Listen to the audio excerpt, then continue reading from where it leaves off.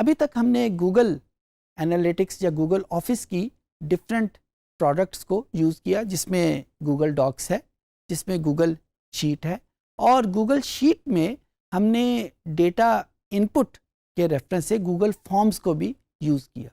ये session specifically Google forms के ऊपर बेस करता है। गूगल फॉर्म को बेतहाशा डिफरेंट पर्पस के लिए यूज़ किया जाता है और किया जा सकता है। जिस तरह हम मुख्तलिफ असाइनमेंट्स डेवलप करते हैं, क्विज़ेस डेवलप करते हैं, एग्ज़ाम डेवलप करते हैं, तो गूगल फॉर्म इन एग्ज़ाम की डेवलपमेंट में भी हमारी काफ़ी हेल्प कर सकता है। ये सेशन एक्सक्लूसिवली बेस कर रहा है कि गूगल फॉर्म को एग्ज़ाम डेवलपमेंट के लिए किस तरह इस्तेमाल किया जा सकता है। हमें क्या फ़ायदा होगा गूगल फॉर्म को इस्तेमाल करने के बारे में? एक फ़ायदा ये होगा कि गूगल फॉर्म्स जब हम की मदद से जब हम एग्ज़ाम डेवलप कर लेंगे तो स्टूडेंट तक बड़ी आसानी के साथ वो पहुंच जाएगा। हमें किसी प्रिंटिंग का सहारा नहीं लेना पड़ेगा, हमें कोई यूएसबी स्टिक यूज़ नहीं करनी पड़ेगी। स्टूडेंट अपने मोबाइल डिवाइसेस में या अपने कंप्यूटर में डायरेक्टली अपने जीमेल एड्रेस के ज़रिए उसको एक्सेस कर लेंगे, नंबर 1। नंबर 2, जब वो एग्ज़ाम कर लेंगे तो जो उनकी ग्रेडिंग होगी वो भी ऑटोमेटिकली हो जाएगी। जी, ऑटोमेटिक ग्रेडिंग। सो ये एक बहुत इम्पॉर्टेंट फीचर है जिसकी वजह से ये टीचर्स में बेतहाशा पॉपुलर है कि इसमें हर एग्ज़ाम को ग्रेड जिस तरह मैनुअली हम करते थे उस तरह नहीं करना पड़ता, ऑटोमेटिक ग्रेडिंग हो जाती है। अभी हम देखते हैं कंप्यूटर पे कि ये ऑटोमेटिक ग्रेडिंग कैसे होती है और गूगल फॉर्म्स को एग्ज़ाम के लिए हम कैसे यूज़ कर सकते हैं। आइए कंप्यूटर पे चलते हैं। इस पर्टिकुलर पेज के ऊपर आप देख रहे हैं कि जो गूगल ऑफिस की मुख्तलिफ प्रोडक्ट्स हैं उनके नाम क्या हैं। इनमें से गूगल डॉक्स हम यूज़ कर चुके हैं, गूगल शीट्स हम यूज़ कर चुके हैं, गूगल स्लाइड्स ये बेसिकली पावर पॉइंट के पर्पज़ के लिए इस्तेमाल होती है। गूगल फॉर्म्स इसका हम जिक्र कर रहे थे, तो गूगल फॉर्म्स को हमने क्लिक कर लिया। लास्ट टाइम जब हमने गूगल फॉर्म्स को क्लिक किया था तो हमने गूगल शीट ही के अंदर से उसको इस्तेमाल करना सीखा था। अब यहाँ पे हम एक गूगल पेज से हम कैसे गूगल फॉर्म्स की तरफ जाएंगे वो यहाँ पे हम आ जाएंगे। इसका एक तरीका और भी है कि हम गूगल सर्च बॉक्स में गूगल फॉर्म्स लिखेंगे तो ये पेज हमारे सामने ओपन हो जाएगा, जो इस वक्त आपके सामने ओपन है। गो टू फॉर्म्स के ऊपर क्लिक करते हैं, ये एक लाइब्रेरी आपके सामने आ जाएगी। क्योंकि मैंने बहुत सारी फॉर्म्स डेवलप किए हुए हैं तो मेरे पेज जो है वो भरा हुआ है। उम्मीद कर रहा हूँ कि आपका पेज इतना ज़्यादा भरा हुआ नहीं होगा। बहरहाल हम एक ब्लैंक फॉर्म को क्लिक कर लेते हैं और ये हमारे सामने ओपन हो जाएगा। अच्छा, ये तकरीबन वही चीज़ है जो हमने गूगल फॉर्म्स को डेटा इनपुट के तौर के ऊपर जब इस्तेमाल किया था तो उस वक़्त हमारे सामने आया।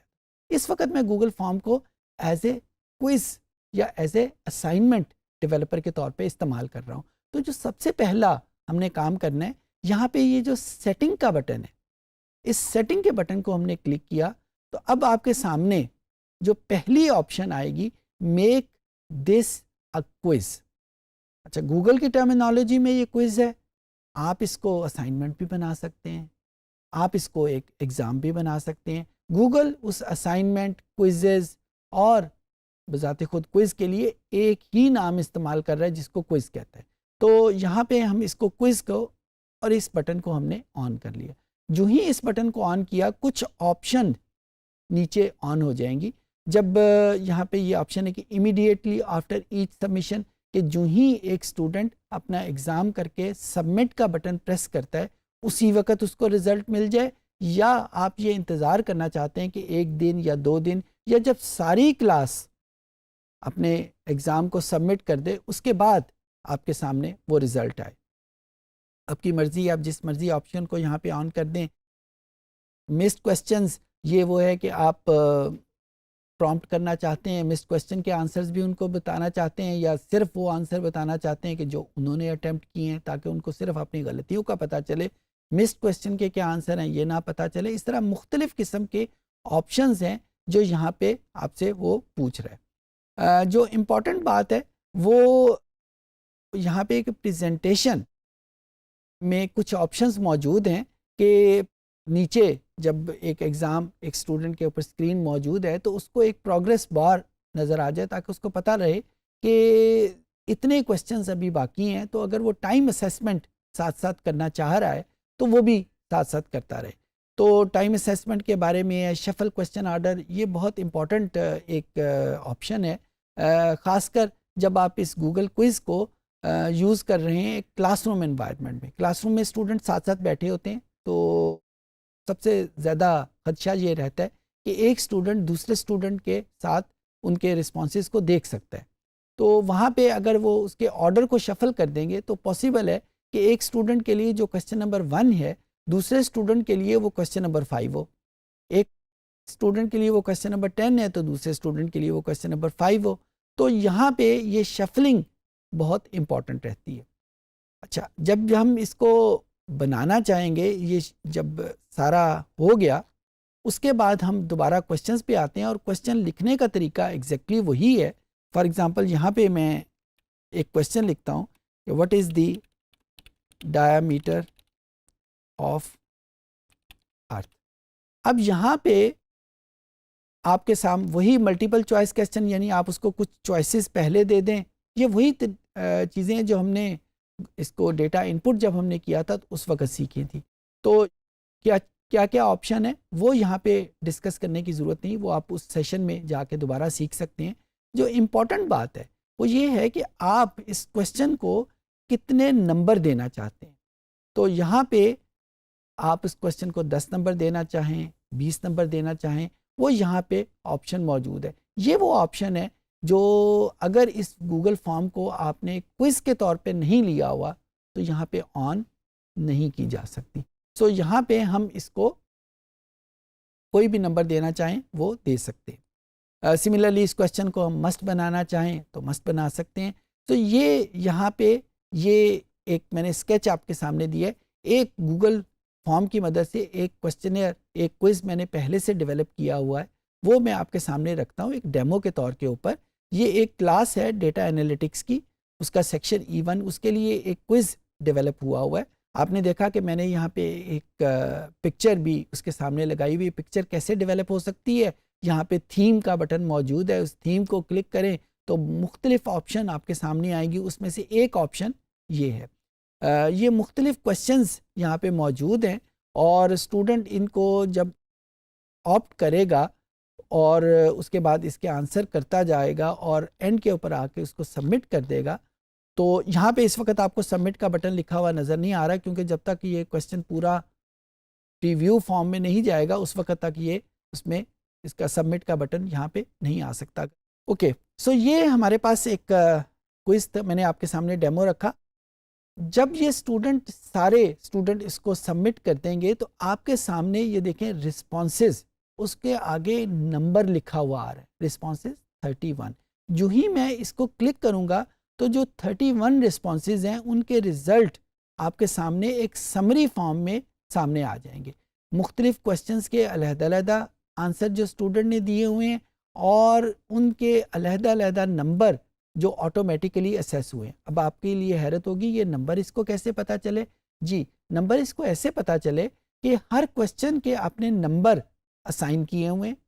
10 नंबर का क्वेश्चन है या 3 नंबर का क्वेश्चन है या 7 नंबर का क्वेश्चन है, और जब वो क्वेश्चंस असाइन हो गए, स्टूडेंट ने किसी ऑप्शन को क्लिक किया, अगर तो वो ऑप्शन ठीक थी तो उस स्टूडेंट को पूरे नंबर मिल जाएंगे, और अगर वो ऑप्शन गलत थी तो जाहिर है उसके नंबर कट जाएंगे। यहाँ पे गूगल आपको ये ऑप्शन प्रोवाइड करता है कि अगर आप चाहते हैं कि उसको आधे नंबर देने चाहें, या अगर कोई 2 ऑप्शन ठीक हैं, एक ऑप्शन की बजाय 2 ऑप्शन ठीक हैं, तो वो फैसिलिटी भी यहाँ पे गूगल आपको प्रोवाइड कर रहा है।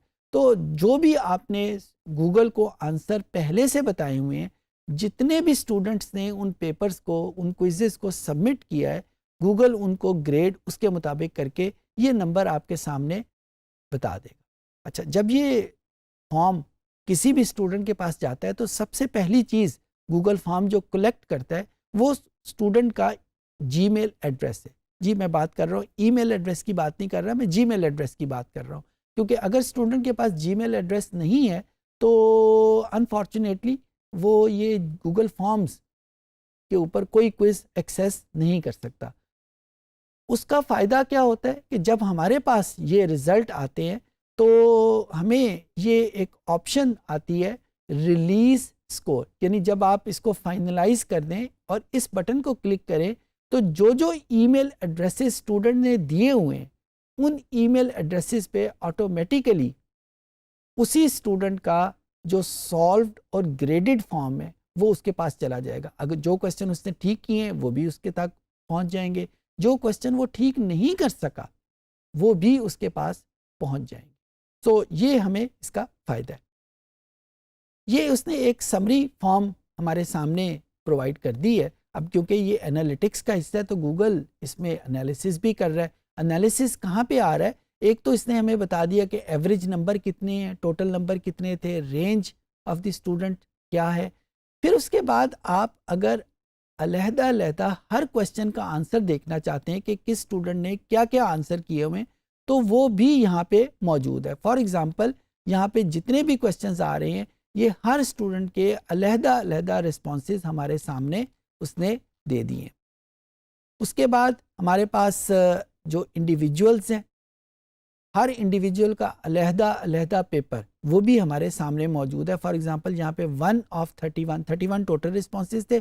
फर्स्ट स्टूडेंट ने जिसका ईमेल एड्रेस ये है उसने यहाँ पे क्या क्या परफॉर्म किया हुआ है, कौन सा क्वेश्चन ठीक है कौन सा क्वेश्चन गलत है। अब आप देखें कि उसने खुद से ये इसको क्रॉस लगा दिया हुआ है कि इसमें ये क्वेश्चन इसने गलत किया हुआ है या सही किया हुआ है, और फिर उसके मुताबिक ये नंबर, क्योंकि जो जिनमें एक टेक्स्ट फॉर्म में एक पैराग्राफ फॉर्म में आंसर चाहिए था तो उसके नंबर एक उसके ग्रेडर ने खुद से दिए हुए हैं, और जहाँ पे मल्टीपल चॉइस क्वेश्चन थे वो गूगल ने खुद से कलेक्ट करके इसके आंसर नंबर ग्रेड कर दिए हुए हैं। और इसी तरीके से आप हर इंडिविजुअल स्टूडेंट के पेपर को अगर अलहदा देखना चाहें वो भी देख सकते हैं, उसका प्रिंट आउट लेना चाहें तो प्रिंट आउट ले सकते हैं। इस तरीके से आप गूगल फॉर्म को एक क्विज बनाने में भी यूज़ कर सकते हैं। इस सेशन में हमने देखा कि गूगल फॉर्म्स को एग्ज़ाम या क्विज या असाइनमेंट डेवलपमेंट के लिए हम कैसे यूज़ कर सकते हैं, कैसे ऑटोमेटिक ग्रेडिंग हो जाती है, और इसके मुख्तलिफ फीचर्स जब हम यूज़ करते हैं तो स्टूडेंट तक इसकी शेयरिंग किसी कागज़ किसी USB स्टिक के बगैर ही हो जाती है। और ख़ासकर जब हम एक ऑनलाइन एनवायरनमेंट पे मौजूद हैं तो ऑनलाइन एनवायरनमेंट में कैसे एग्ज़ाम को कंडक्ट किया जाता है। उम्मीद है कि चीज़ें आपको समझ आ गई होंगी।